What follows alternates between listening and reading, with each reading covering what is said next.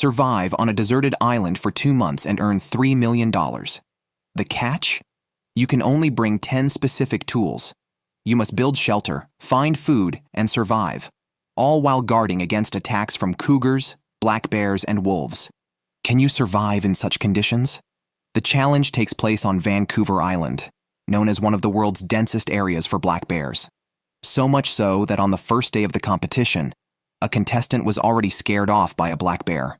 The first contestant, Larry, married young and entered middle age without experiencing youth. His children are independent and life has become dull. He joins the wilderness challenge to enrich his life, essentially to earn some retirement money.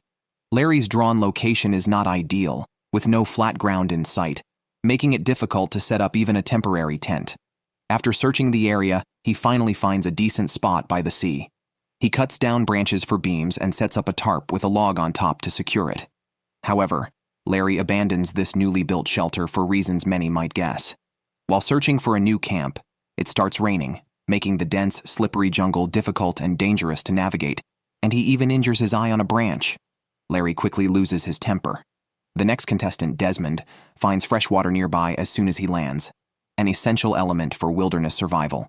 He sets off to find a suitable campsite, but soon encounters bear droppings and panics. Desmond, who joined the military at 19 and experienced live fire training, considers solo wilderness living a minor challenge, boasting that he could handle a bear. However, he immediately steps in fresh bear droppings, panics, and runs a great distance before finally finding a campsite. Since bears have a sense of smell 2,100 times stronger than humans, he tries several times to hide his emergency rations but fails due to either fear or the branches being too high. Suddenly, noise from the bushes sends him running towards the coast in fear. This girl must be a pro. She started by pulling out a willow tree, both to make space for her tent and to avoid getting hurt by falling dead trees. After all, personal safety is the priority in this $1 million survival challenge. Tracy, once an Air Force scout, became a grandmother at a young age. Now that her children have their own families, her only joy is her dog. She joined the challenge to enrich her inner self and for the $3 million prize, though her tattoo seems a bit unlucky. After some effort, she managed to set up her tent. She's truly bold, unafraid of the black bears that roam the island at night. Once her camp was ready, she went to look for food and was amazed to find the beach covered with her favorite mussels, enough to last for months. Unfortunately, she couldn't eat them due to the red tide season, which causes a massive bloom of toxic algae contaminating the shellfish with paralytic toxins that can be fatal in high doses. She had to look for other food sources. Switching to Larry, he found a relatively flat spot and decided to set up an A-frame tent for shelter. He cut down a small tree for a crossbeam, then covered it with a waterproof tarp and secured it to the branches, fixing it at the edges and placing logs inside for support. His temporary shelter was complete. The next contestant, Mary, got wet as soon as she arrived.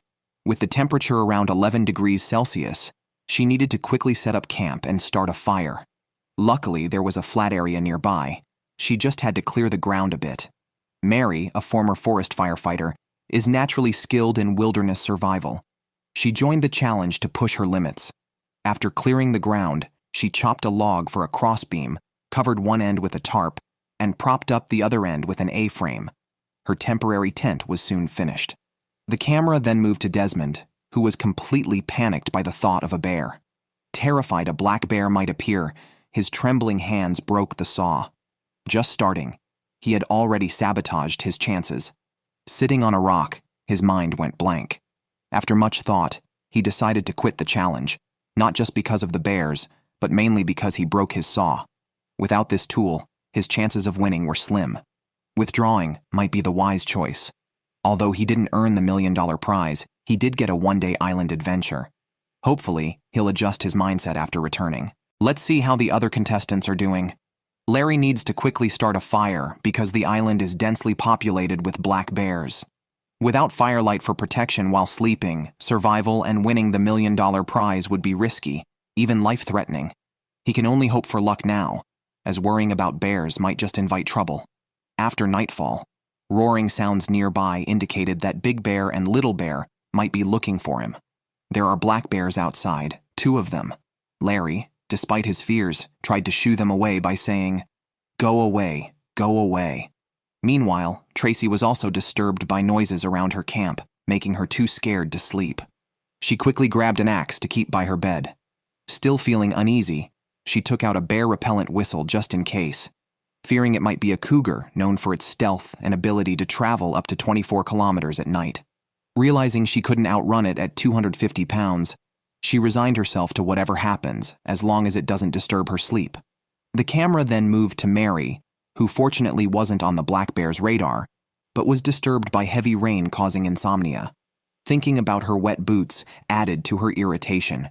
She struggled through the night and was annoyed the next morning to find her down sleeping bag and clothing backpack soaked. After a moment of scratching her head in confusion, she cleaned up the wet items inside, tied them together, and made 2 A-frames, then laid a waterproof tarp over the beams and covered it with a green oilcloth, completing her shelter reconstruction. A giant seaweed, which also served as Mike's breakfast, was part of his strategy to win the $1 million survival challenge. Mike had to utilize all the island's resources. This seaweed-like plant, rich in protein and starch, tasted as sweet as sugar. The giant kelp beside it could grow more than half a meter a day. Although he could survive on plants for a few days, he needed protein for long-term survival, so Mike decided to lay a gill net in the shallows and then look for other food. Mike, a former Air Force survival instructor, was skilled in survival techniques. He joined the challenge to prove he still had it and to win the $1 million prize. After walking along the coastline, he was shocked to find fresh bear feces everywhere. Desmond, after seeing this, decided to sabotage a tool out of frustration, while Mike was excited to find food. The next contestant, named Justin, was once an experienced ace sniper. Many of his comrades suffered from PTSD after retiring. To help, he founded a wilderness survival team, hoping it would ease psychological issues. Today is his 5th day in the challenge. While searching for food along the coastline, he spotted a duck in the distance. He wasn't very hungry yet and decided to let it fatten before eating it. The camera then moves to Mary. After modifying her tent, it finally became waterproof. Seeing that the rain outside wasn't too severe, she decided to start building a camp kitchen. In such a damp environment, surviving without a fire source and wood is difficult. She first chopped notches in 2 large trees, inserted logs, covered them with a waterproof cloth, and surrounded it with stones to create a fire pit for cooking. Now, she only needed to focus on finding food. Back to Justin, he had been scouting the forest for a long time but couldn't find any signs of food or animals. It seemed he had to rely on aquatic sources for food. He decided to check for ducks again and unexpectedly found one dead. Approaching, he saw no bite marks or blood. He suspected it drowned, but had no proof, so the likely cause was disease. This left Justin in a dilemma. Eating it could be dangerous, and leaving it could attract mountain lions and bears. After much thought, he decided to take it far from the camp and give it a water burial, which was quite touching. Meanwhile, Mike's fishing net did not disappoint him. From a distance, he saw a rockfish hanging on it. Even more exciting, before he could boast, he found 2 larger flounders on the net. This lucky start made him ecstatic. In this $1 million survival challenge, protein is as valuable as gold. Even after 6 days of hunger, he only dared to eat 1 fish. He dug a pit on a nearby beach, placed the cooked fish inside, and covered it with a layer of moss and seaweed to mask the smell from black bears. The soil's temperature was around 10 degrees Celsius, so it should preserve the fish for 2 days. On the other hand, Randy was having a tough time boiling hemlock leaves to stave off hunger. As the saying goes, live off the land or sea, but he was not skilled in water. He focused all his energy on land. For this, he set several figure-4 traps, known for their high sensitivity and hit rate. After finding the right spot in the forest, he quickly set up the traps using wood. The outcome would be determined over time. Before the competition, Randy was a survival instructor with extensive experience in outdoor survival, hunting, and building. He joined the challenge mainly to win $3 million so he could propose to his girlfriend. Hopefully, he will achieve his goal. The next contestant, named David, shared some life philosophy at the start, mainly due to his profession. David is a veteran pastor of 15 years and has also served as a survival coach. His 3 adopted children are his motivation in life. Being single for many years, he has no attachments and only wants to win the competition to provide a better life for his children. He has already secured his shelter. and now the most important task is finding food. Therefore, David decided to make a fishing device. He used a rope found 2 days ago, attached 4 fish hooks to one end, tied the other end to a tree, and added a stone as a sinker before throwing it into the water, hoping to catch some fish. On the 6th day of the survival challenge, Randy eagerly checked his traps, only to find mixed feelings. He was glad the trap was triggered, indicating animal activity nearby, but disappointed as he continued to starve. Besides eating some mushrooms, he hadn't had any other food. Without protein, his body wouldn't last long in the competition.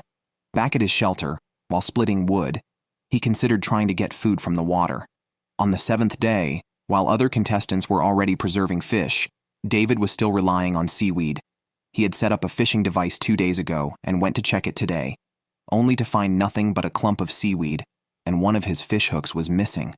If he couldn't catch fish soon to supplement his protein intake, he might lose out on the $1 million prize. Meanwhile, Mary decided to add a windproof door to her shelter because it might be noisy at night. She secured a log to an A-frame, collected some shrub leaves from the forest, and stacked them on the wood to create a door that shields from wind and rain. To ensure the door stayed above the ground when opened, she made a tripod out of branches. After hurriedly testing the door, which now had a grass curtain and a full-view skylight, it was unclear if it was warm, but it certainly felt safer. On the 7th day, Randy discovered his fire striker was missing, a crucial survival tool. He quickly reviewed yesterday's video footage and confirmed his worst fear. He had accidentally left it in the fire. Magnesium, used in strikers, has a very low ignition point and melts away once it touches fire. In this constantly wet and rainy environment, starting a fire without a striker is extremely difficult. It's uncertain if he can continue in these conditions. The scene shifts back to Mary. Every day she looks at her daughter's photo, which motivates her to survive. The first thing she does after waking up is to make a fire to boil water, since she hasn't managed to get any other food. While tending the fire, Mary passionately argues that life should not just be about enjoyment because it's short, but about striving hard. She's here not just for the prize money, but also to set a good example for her children, teaching them to be strong and brave. Perhaps too engrossed in her talk, she accidentally cuts her hand while chopping wood and loses sensation in her thumb. If the axe had hit the artery, she could permanently lose function within 4 to 6 hours. Mary quickly retrieves her first aid kit, but her fingers tremble either from pain or nerves as she tries to open the zipper. Unable to bear it, she presses the rescue button. "Oh, where are you? Hurry up, buddy," she calls out anxiously. After a tense 15-minute wait, the rescue team arrives and immediately instructs her to keep her hand raised to stem the bleeding. After a quick assessment, they confirm the cut is deep and insist she must be taken to a hospital immediately, meaning Mary has to leave the competition. She never thought she'd be defeated by herself in such a brutal challenge, where contestants face not just survival issues, but also unexpected forced retirements. Hopefully, Mary's hand heals soon. With Mary's exit, only 8 contestants remain. Larry takes the role of a safety expert, emphasizing the importance of wearing protective gear to avoid injuries from axes or saws. He talks at length, probably because he can't think of what else to say, and then excuses himself, claiming he is thirsty. Today, he plans to move again. Not because he dislikes his current shelter, but because the nearby stream is too noisy. During a previous scouting, he found 2 fallen cedars, an ideal place to settle. To make navigating the slope easier, he drives some stakes into the ground. He then dismantles the tarp from his old shelter and lays it over the beams at the new site, planning to find some logs for support. However, while climbing, a branch flips him over, instantly frustrating him. He takes out his anger on it, cursing at the situation. Since Randy lost his flint, he has started gathering materials to make a bow drill. First, he needs to find a soft, dry fireboard. The best way is to use the moisture in ground depressions. Next, he scrapes some bark to make tinder. Then he chops a branch to make a drill spindle. Using shoelaces, he makes the bow. He adds the pumice stone he found earlier. Now, all tools are ready. It's time to test their effectiveness. The pumice stone stabilizes the spindle while the bowstring provides power. He also carves a V-notch in the fireboard. Besides oxygen, temperature, and fuel, the most important elements are strong perseverance and confidence. In theory, this should start a fire. By now, Randy's hands are nearly raw, yet he only produces smoke without flames. He blames the stone's excessive resistance and decides to find a more suitable one. If he fails to start a fire next time, he might have to give up the $1 million prize. The camera moves to Joseph, who has made a digging stick from a wooden stick. With it, he can dig up some useful items. Joseph is digging up spruce roots, not for food due to hunger, but to make a bellows. Spruce roots are excellent materials in the wild. He digs them up, peels them, and soaks them in water to increase their flexibility. Soon he has sturdy ropes. With these ropes, he constructs the bellows tube, an essential tool for keeping a fire alive in the wild. Joseph lives in the Yukon Valley, teaching survival skills to others. The various items in his home attest to his expertise. His extensive travels and learning from local indigenous people have enriched his experience. This challenge is a test of his skills and a chance to win a $1 million prize. Soon, he hollows out 2 logs and neatly joins them. He uses the soaked ropes to securely tie them. Finally, he shapes one end into a round head, completing the bellows. Testing it on a fire, the effect is indeed good. This device isn't just for blowing fire. It also helps alleviate loneliness in his spare time, though his skills may not be great. The camera then moves to Tracy, who today plans to set a gill net for fishing. She hasn't set the net for a week because she hasn't settled on a permanent camp and wanted to try fishing. So far, she hasn't seen even a hint of fish, which reminds her of the gill net. To prevent it from tearing during transport, she carefully rolled it around a branch. No sooner had she placed it in the water than she started shouting at something in the distance. "Hey, hey, hey, go away!" I thought Big Bear had come to visit her again, but she said she was just practicing. She's not worried about bears or wolves, as her size wouldn't allow them to eat her quickly. She fears cougars, the stealthy assassins, because before you realize it, it's too late. The final contestant is truly impressive. Nicole made grass taste like beef jerky. She's a professor of medicinal botany and also a primitive survival skills instructor. Survival skills are second nature to her. 15 years ago, she was diagnosed with multiple sclerosis and at times couldn't even walk. She managed to alleviate her symptoms using herbs she collected herself. She joined this wilderness solitude challenge to push her limits, though it's also for the money. Her shelter is nearly complete. Today, she plans to add more branches for insulation. In the wild, she has a special skill, using bird calls to gather information about her surroundings. Her bird watching and identification skills are exceptional. It must be said, this girl really has some skills. Looking forward to her next spectacular performance. Tracy's moment to pull up the net has finally arrived. Hearing her giggling, you know for sure the net caught some fish. Unexpectedly, she got a 2-for-1 deal, catching a crab along with the fish, which nearly made her jump for joy. After eating grass for a week, she finally gets to eat meat. Back at camp, she quickly sets up a pot over a fire. Under the cover of thick smoke, no wild animals on the island come to steal her food. She enjoys her first seafood feast, modest in calories but hugely satisfying. She's one step closer to the $3 million prize. Over to Randy. His fire-starting attempts have yet to succeed. If he can't start a fire today, he'll have to give up the challenge and head home. This time, he found a stone in a natural depression, determined to succeed or die trying. Using a bow drill, he frantically rubs it against the wood. After several failures and near breakdowns, finally, after 71 minutes of friction, he produces a spark. Carefully, Randy transfers it to some tinder and blows it into a flame, reigniting his hope. Now, he just needs to keep the fire going to survive until the end. Meanwhile, Nicole is having a much more enjoyable time. If you understand that life is so long, humming a tune while decorating her house is quite leisurely. Suddenly, an animal noise nearby catches her attention, and she's infuriated. She must see who's disturbing her leisure. It's so strange. It sounds like, oh my God, a bear. Nicole is not scared, but excited, because black bears usually stay in their territory unless there's salmon they like. This is definitely good news for Nicole. She figures the bear hasn't caught any fish and must be eating grass like her. She thinks she'll show the bear how to fish someday. The scene switches to Tracy. Suddenly awakened from her sleep, she hears a familiar call. It must be the bear, Big Bear, looking for her again. Frightened, Tracy immediately makes noises to scare it away. "Go away," she says. Instead, her voice draws Big Bear closer. It even comes behind her and starts sniffing around.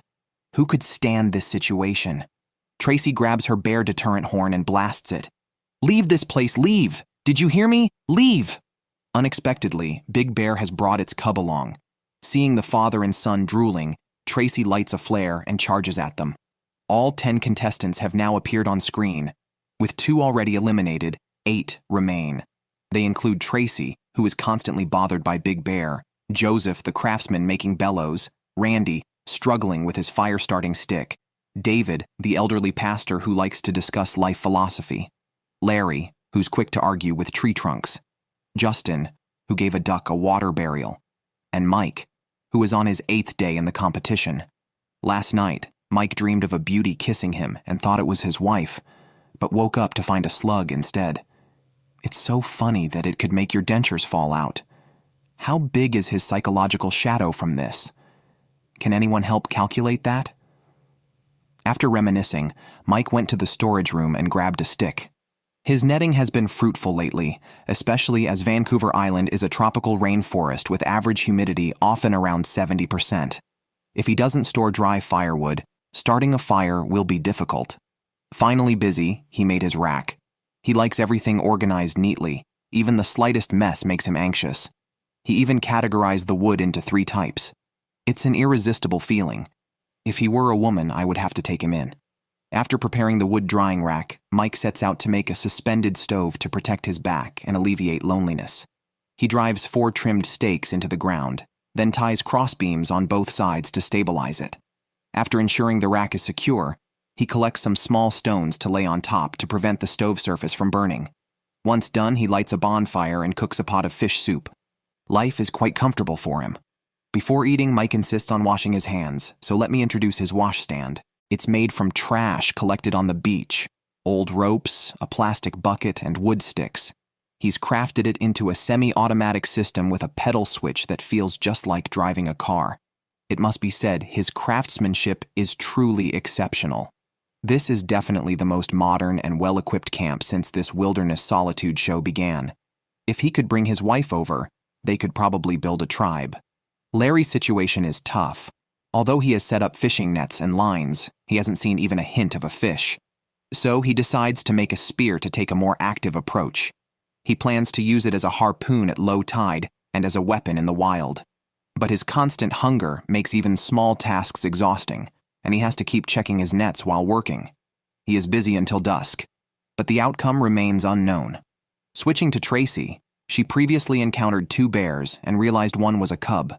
Fearing the mother bear might retaliate or feeling too guilty, she cries like a 300-pound child and decides to quit the challenge. She feels she has been too harsh on the bear cub, which is perhaps the most unusual reason for quitting. Regardless, surviving unharmed is the real treasure, as having money but no life to spend it is the ultimate pain. Finally, Larry's net catches something. After a week of barely eating, his saliva alone could drown a fish. However, the fish he was about to eat disappears, blowing his mind like popcorn. He's sick of eating seashells and snails from the beach and pins his hopes on his fishing gear. Fortunately, he hears a laugh from afar. His fishing gear has made a catch, ensuring he won't go hungry. He quickly gives the fish a physical passage and hears more noise just as he stands up. Overwhelmed by this sudden happiness, he can't help but shout out loud, calling himself over. After handling the fish, he places it temporarily on the shore and checks another fishing setup. Luckily, there's another catch, doubling his hope. If this continues, winning the $1 million prize is still possible. The focus then shifts to David, who is also confused from hunger. He survives by dreaming daily. After failing to find food on the beach, he relies on his fishing net, which disappoints him greatly with not even a trace of fish, only the noise of the sea breeze, which seems to praise the fishing spot. David thinks the net's mouth is too small, causing fish to bounce off. Anxious on his way back, a sudden inspiration strikes. If one net doesn't work, he'll try 2. He believes this will surely catch a fish. The ropes he found a few days ago come in handy, as he splits them into finer lines and takes out a fishing shuttle he made earlier. After some planning, he starts working. Weaving the net isn't physically demanding, but his intense hunger makes it difficult. After 3 days without food, his body starts to break down muscle for energy. Unfortunately, he runs out of rope halfway through and, exhausted, must wait to find more rope to continue. On day 9 of the survival challenge, Nicole adds another entry to her wilderness diary. Although she can find some food on the nearby beach, it's not enough for long-term survival. So, she decides to use a wooden stick to set up a net, choosing a location where black bears are known to roam. As the saying goes, no venturing into the bear's den, no chance of catching fish. It's the salmon spawning season, and if timed well, there could be plenty of fish. This is her first time setting up a net, and she's just mimicking what she's seen. Before she can secure the net properly, the tide rises and soaks her shoes. She quickly makes do and leaves the rest to luck. Justin hasn't eaten for a week. Wearing a small leather skirt and carrying a fire stick at his waist, he eagerly checks the net. Luckily, there's a fish, an ugly ratfish, named for its rat-like tail and capable of growing over half a meter long. When asked why his net is so coarse, Justin says it's made from a modified hammock, a habit of thinking he developed during his service. Every tool must serve more than one purpose. He quickly processes the fish and rushes back to camp to eat. The camera switches to David, who is facing severe dehydration. He had been drinking rootless water, provided by nature, but several sunny days disrupted his routine. He has no choice but to laboriously boil water for drinking. To start a fire in the extremely damp environment, crushed cedar bark is an excellent tinder. After gathering some and mixing them, he easily starts a fire with a fire striker. Tonight's low tide is a good opportunity to set up a net. He wants to quickly resolve his dehydration issue and gather more food with the net he's woven. Unfortunately, while adding firewood, he accidentally tips over the pot, nearly losing his temper on camera, but he holds back. In the wilderness, the biggest fears are hypothermia and dehydration. The human body starts to fail after 3 days without water. With this in mind, David has to restart the fire and boil water again. At night, he reflects on himself in the shelter, regretting not listening to his father's fishing advice when he was young. Meanwhile, Larry is quite comfortable. He threads the fish slices he cut onto a skewer for grilling and makes soup from the remaining fish bones, which he will drink the next morning. He neatly organizes the whole fish, and today, he has caught a total of 4 fish, marking a successful step in the challenge. On the 10th day of the survival challenge, Nicole finally reaches the moment to check her fishing net. Unexpectedly, a large bear had the same idea, and even brought its family to one side of the net. With no other option, Nicole tries to persuade them to leave. "Hey, bear, someone's here. Hi, don't worry, you're very safe." In her quest for food, she decides to take a few steps forward, but the bear immediately becomes aggressive. Nicole abandons the fish and runs for her life. After a night of anxious waiting, she returns to the shore early in the morning. Today, she chooses to walk around the territory of the black bears, not out of fear, but to avoid startling them. Just as she says this, she exclaims, "Oh my, it's huge!" Hanging on the net is a massive catch, measuring over half a meter. To prevent the net from tearing during the struggle, Nicole throws stones at it. Unexpectedly, this creature is quite stubborn, requiring a bit of a neck massage to finally calm down.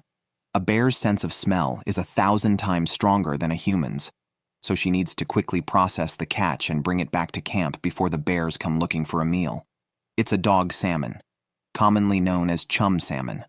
The males have distinctive canine teeth and swim upstream every year to find a mate, yet this one couldn't escape the woman's net.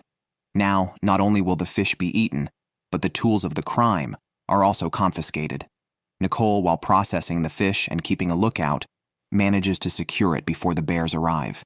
Having been hungry for a long time, she is eager to eat.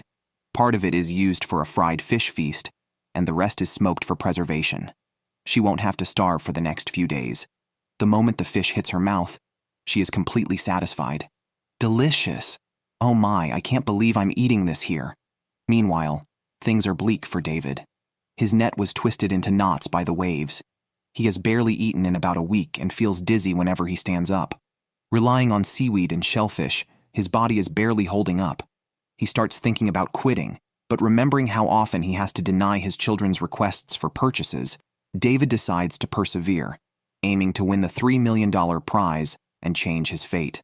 The camera then turns to Justin, who is really enjoying himself.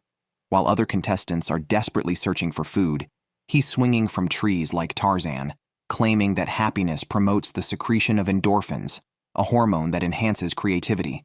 Consequently, he builds an outdoor gym, complete with a 2-kilometer weight-carrying track and pull-up bars, essentially all the amenities of an indoor gym. While others desperately conserve energy, he recklessly expends it. If he wins the championship, I will stop updating my account from today. Today is Randy's 12th day in the challenge. Having managed to start a fire by friction, he now focuses on building a shelter. Although it's a big project, the shelter will protect him from the severe cold of the upcoming winter and from attacks by black bears or wolves, allowing him to survive longer on the island and possibly outlast the other contestants. Randy is at his physical limit. If he can't get food from traps and fishing lines soon, he'll need to find a new food source. After much effort, the walls are finally up, looking quite good overall. The roof will wait another 2 days. Right now, he needs to find food urgently. The scene switches to David, who is observing sea otters swimming leisurely and wishes he could train them to fish for him. Spotting fish under the seaweed, although small, he decides they are better than nothing. He prepares his fishing gear with a stick, hook, line, and sea snail bait, and begins a long wait. After many changes of fishing spots and half a day without a catch, it seems like divine intervention when he finally hooks a fish. Yes, baby, that's great. This fish is huge. For David, who has been surviving on seaweed for a week, this fish is a godsend. Before eating, he prays silently, then enjoys a hearty fish soup. On day 12 of the challenge, Nicole notices the temperature dropping fast. Predicting a change in weather by observing the night sky, she decides to fortify her shelter immediately by installing a large door. She stacks cut logs at the doorway and secures them with rope, then insulates with branches to maximize protection.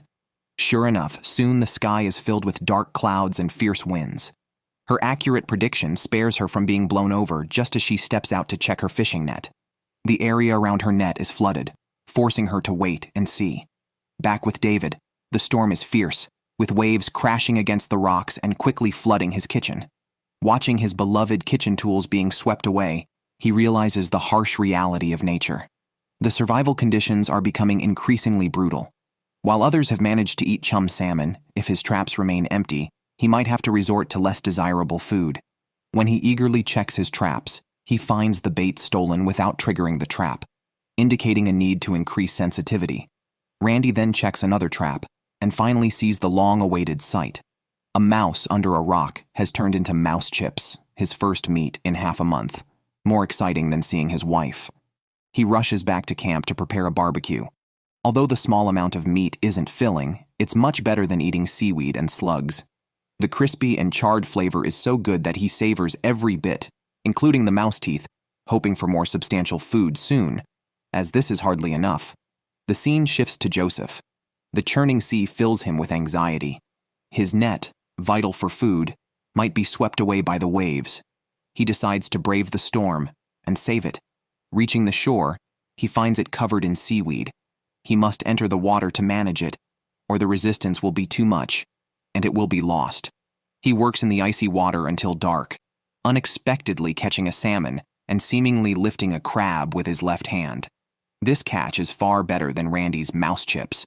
Outside, the storm rages, but inside, he enjoys a delicious meal. It must be said, chopsticks are a survival tool. If he can catch more salmon during the run, the $1 million prize will be much easier to secure. The focus turns to Justin, definitely the comedian of the season. He lifts weights outdoors when full and drinks the wind when hungry. He planned to build a raft and fish at sea, but the next second, a fierce wind hits, and the cold rain smacks his face. He can't surf the waves now, so he hurries back to camp. You have to admire his attitude. With the storm outside, looking for food is impossible.